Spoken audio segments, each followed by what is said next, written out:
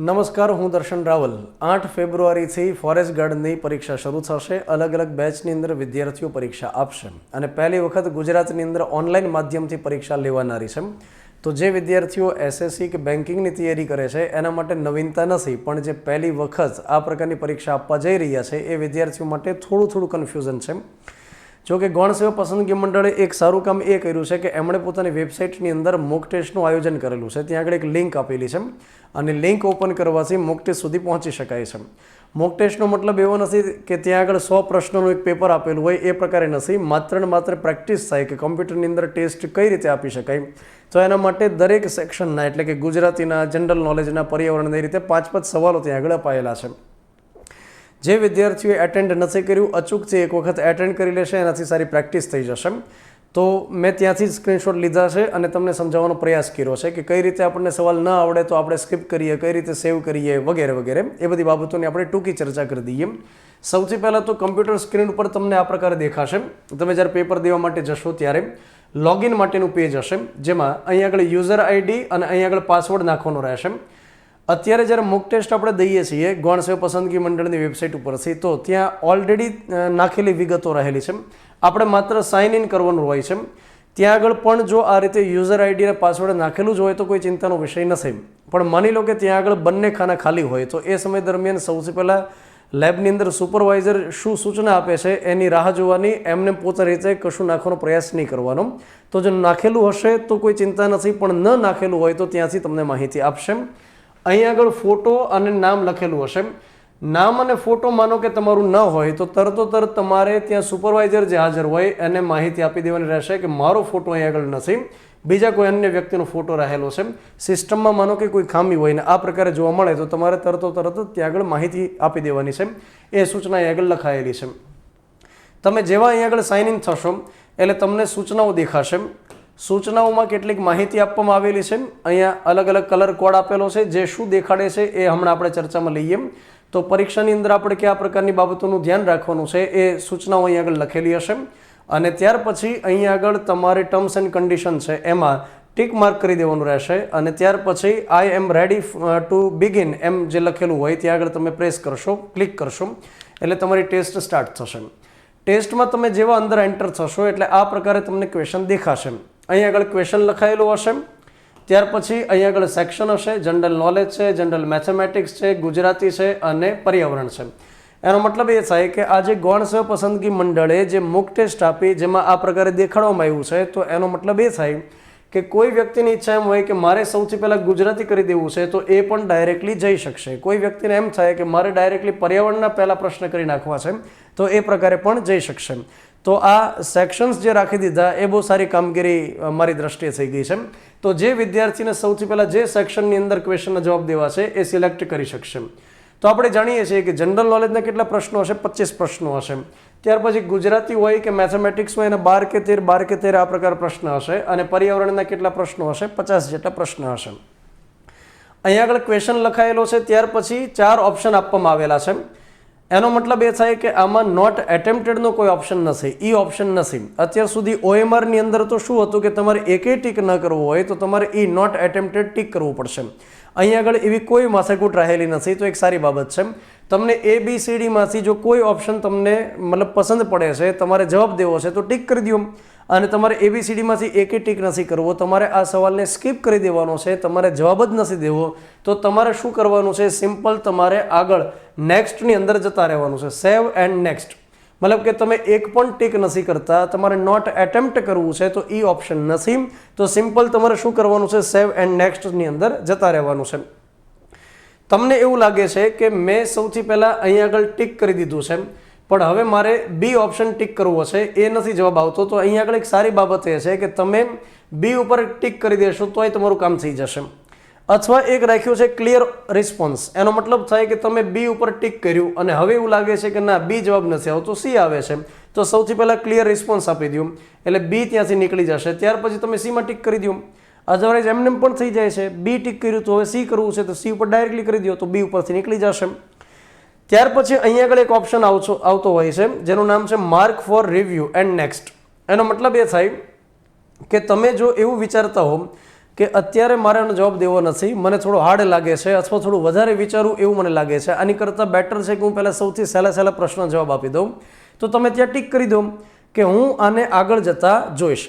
તમને જો એવું લાગે કે મારે સવાલ સાવ છોડી દેવાનો છે, મારે આગળ પાછળ હવે આને જોવાનો જ નથી, મને આવડતો જ નથી, તો સિમ્પલ તમારે શું કરવાનું છે, સેવ એન્ડ નેક્સ્ટ, કે મને આવડતો નથી.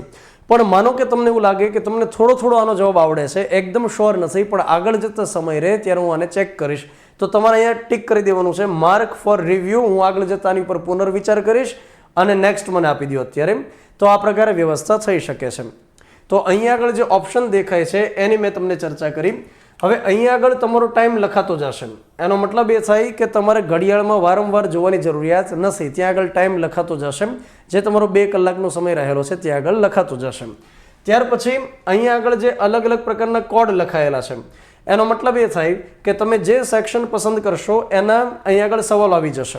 મતલબ કે તમે પર્યાવરણના જો સેક્શનની અંદર હશો તો 50 પ્રશ્ન આગળ પહેલેથી લખાયેલા હશે, 1 2 3 4 એમ 50 સુધી ક્રમ આપેલા હશે. તમે મેથેમેટિક્સમાં હશો તો 12 કે 13 જે કંઈ પ્રશ્ન હશે એ આગળ લખાઈ ગયા હશે. હવે તમે જે અત્યાર સુધી પ્રશ્ન જોયો જ નથી આગળના, ત્યાં આગળ વ્હાઇટ હશે.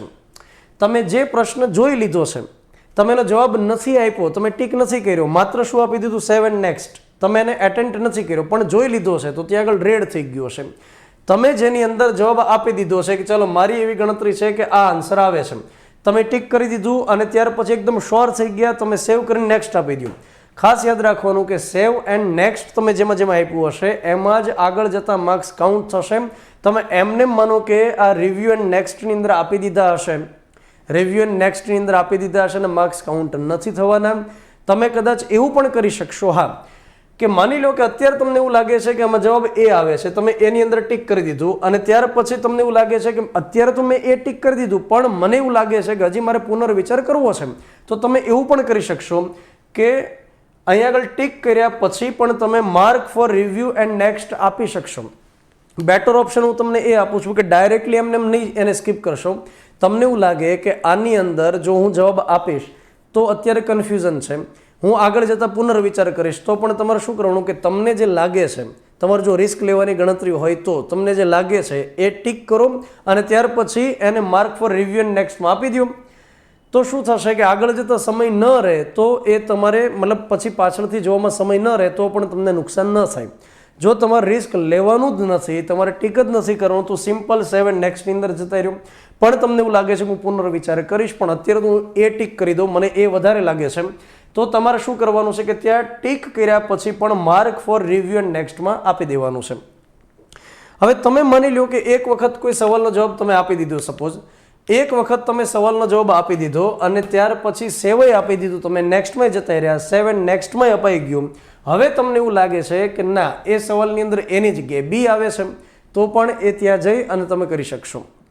મતલબ કે એક સવાલ જેની અંદર તમે બી ટિક કરી નાખ્યું, સેવ એન્ડ નેક્સ્ટ આપી દીધું, પણ હવે તમને ફરીવાર પાછું રિયલાઇઝ થયું કે મારે આમાં બી નહીં, મારે તો આમાં સી કરવાનો હતો, તો પણ તમે એ કરી શકો છો. મતલબ કે એનો મતલબ એવો નથી કે સેવ થઈ ગયા પછી એમાં એડિટ નથી કરી શકાતું, એવું નથી, બરાબર. તો અત્યારે જે મોક આપી એમાં એ પ્રકારે થઈ શકે છે. ત્યાર પછી અહીંયા આગળ જે સવાલો લખાયેલા હોય છે એમાં 1 2 3 4 5 આપણે જે હમણાં વાત કરી કે તમારે લખાયેલા હશે એ પોતાના સેક્શનના બધા ક્વેશ્ચનના નંબર હશે. તમને એમ થાય કે મારે ડાયરેક્ટલી 5 નંબરનો પ્રશ્ન સોલ્વ કરવો હશે તો એમ પણ થઈ શકશે. તમે આગળ સિમ્પલ ક્લિક કરશો એટલે શું થઈ જશે, તમે એ ક્વેશ્ચન સુધી પહોંચી જશો. હવે અહીંયા આગળ આખું પેપર તમારું કમ્પ્લીટ થઈ જાય ત્યાર પછી તમને આ પ્રકારે માલુમ પડશે, પોતાના સેક્શનમાં જેટલા સવાલ હશે એ દેખાય છે. આ 5 નંબરમાં એકદમ વ્હાઇટ છે, એનો મતલબ એ થાય કે તમે હજુ સુધી એ સવાલ જોયેલો નથી. અહીંયા આગળ ગ્રીન છે, એનો મતલબ એ થાય કે તમે એમાં જવાબ આપી દીધો છે. અહીંયા આગળ જે આ પ્રકારનો કલર દેખાય છે, બરાબર, તો એનો મતલબ એ થાય, જાંબલી પ્રકારનો જે કલર દેખાય છે એનો મતલબ એ થાય કે તમે એને માર્ક ફોર રિવ્યુ કરાયેલું છે. મતલબ કે તમે બધા જ ક્વેશ્ચનને એટેન્ડ કરી લ્યો, ત્યાર પછી જેટલા તમને આ પ્રકારના કલરવાળા દેખાય એને તમે ફરીવાર રિવ્યુ કરી શકશો. તો એ દેખાડવા માટે સ્પેશિયલી 3 અને 4ની અંદર જે રેડ કલર છે એનો મતલબ શું થાય છે, એનો મતલબ એ થાય છે કે તમે એની અંદર જવાબ એકે ટીક કર્યો નથી, તમે સ્કીપ કર્યા છે, મતલબ તમને જવાબ આવડતો નથી. તો આ પ્રકારના જે કલર કોડ છે યાદ રાખો કે જેમાં વ્હાઇટ હોય એનો મતલબ શું થાય કે તમે હજી એ જોયેલો જ નથી, મતલબ કે એ સ્ક્રીન ઉપર તમે લાવ્યા નથી. તમે સ્ક્રીન ઉપર એકવાર લઈ આવ્યા, તમે એકેય ઓપ્શન ટીક ન કર્યો, ડાયરેક્ટલી સેવ એન્ડ નેક્સ્ટની અંદર આપી દીધું, એનો મતલબ થાય કે રેડ થઈ જશે, તમે જવાબ આપ્યો નથી. તમે કોઈને કોઈ ઓપ્શન ટીક કરી નાખ્યો અને ત્યાર પછી સેવ એન્ડ નેક્સ્ટ આપ્યો, એનો મતલબ કે તમે જવાબ આપી દીધો, ગ્રીન થઈ જશે. જેમાં આ પ્રકારનો કલર દેખાશે, એનો મતલબ થાય કે તમે રિવ્યૂ માટે છોડેલા છે. અને રિવ્યૂ માટે છોડ્યાનો મતલબ થાય કે છેલ્લી ઘડીએ તમે એ બધા જ જે એ પ્રકારના કલરવાળા હોય એમાં તમે જોઈ શકશો ઝડપથી. જેની ઉપર ક્લિક કરશો એ ડાયરેક્ટ ક્વેશ્ચન ખુલી જશે. ત્યાર પછી આપણે વાત કરીએ કે ઘણા વિદ્યાર્થીઓ જો આ પ્રકારે કર્યું હોય કે અહીંયા આગળ એ ઓપ્શન ટીક કર્યો અને વળી પાછું લખી નાખ્યું માર્ક ફોર રિવ્યૂ, અને ત્યાર પછી એ આગળ જતા માર્ક્સની અંદર કાઉન્ટ તો થશે, મતલબ કે એ ઓપ્શનને ત્યાં આગળ ગણી દેશે કે આ વ્યક્તિ એ ટીક કરી નાખ્યું છે. અગેન તમે એ ટીક કર્યું, પછી આ બટન પ્રેસ કર્યું mark for review and next, એનો મતલબ કે તમે પુનર્વિચાર કરશો. આગળ જતા ટાઈમ ન રહ્યો, તમે પુનર્વિચાર ન કરી શક્યા, તો ત્યાં આગળ સોફ્ટવેરની અંદર એ જ જવાબ તમે ટીક કરી નાખ્યો છે એમ જ ગણી દેવામાં આવશે. મૂલ્યાંકન માટે એ ગણવામાં આવશે. બરાબર. તમે માર્ક ફોર રિવ્યૂ નથી કર્યું અને કોઈ ટીક કરી નાખ્યું અને આગળ વધ્યા તો એ કેવું થઈ જશે? ગ્રીન થઈ જશે. ત્યાર પછી તમારા બધા જ ક્વેશ્ચન્સ માનો કે થઈ ગયા છે. ત્યાર પછી તમે ત્યાં જ્યારે સબમિટ આપશો તો તમને આ પ્રકારે ટેબલ દેખાશે. ટેબલની અંદર શું આવશે તો કે નંબર ઓફ ક્વેશ્ચન કેટલા હતા સેક્શનમાં, તમે કેટલાને આન્સર આપ્યા, કેટલા એવા છે જે નોટ આન્સર્ડ છે લાલ કલરના હોય એવા, ત્યારે માર્ક ફોર રિવ્યૂ કેટલા છે, તો આ પ્રકારે અહીંયા આગળ રહેલું હશે.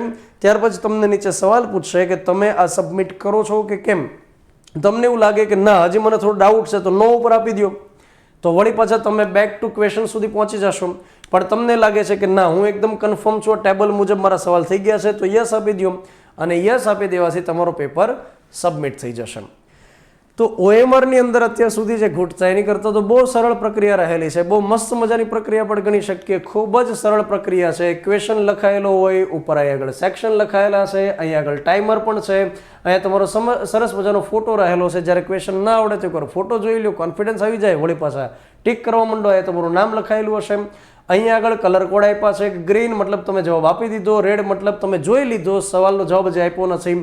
આ વ્હાઇટ કલર મતલબ હજુ સુધી તમે ત્યાં પહોંચ્યા નથી. આ પ્રકારનો જાંબલી સેજ કલર દેખાય એનો મતલબ શું થાય કે એની અંદર તમે રિવ્યૂ આપેલું છે. અને અહીંયા આગળ જાંબલીની અંદર વળી પાછું એક બોક્સ દેખાય એનો મતલબ થાય કે તમે આન્સર ટીક કરી નાખ્યો અને રિવ્યૂ માટે તમે છોડેલો છે. અને આ પ્રકારના જેટલા હશે એમાં આગળ જતા માર્ક્સ કાઉન્ટ કરવામાં આવશે. તમે ભલે આગળ જતા રિવ્યૂ ન કરી શક્યા પણ એ ટીક કર્યું તો એ ગણાશે ખરું પાછું. તો આ પ્રકારે બહુ સરળ પ્રક્રિયા રહેલી છે. તો મસ્ત રીતે પેપર આપો અને તમારા કેવા અનુભવ રહેશે વળી પાછા શેર પણ કરજો. Thank you very much.